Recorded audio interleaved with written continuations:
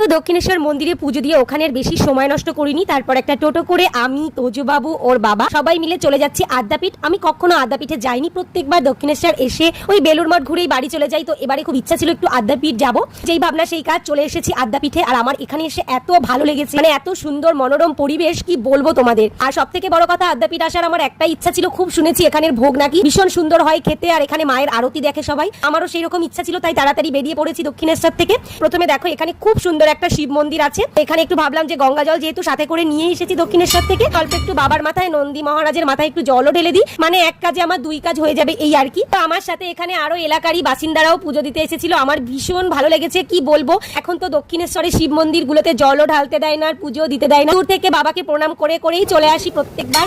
আর এইখানে এসে একটু জল ঢালতে পেরে আমার মনে একটা অদ্ভুত শান্তি লেগেছে। তো তোমরা আমার মুখের হাসি দেখেই বুঝতে পারবে যে আমি এখানে একটু জল দিতে পেরে বাবার মাথায় আমার কতটা আনন্দ লাগছে। তারপর চলে গেছি সোজা মন্দির।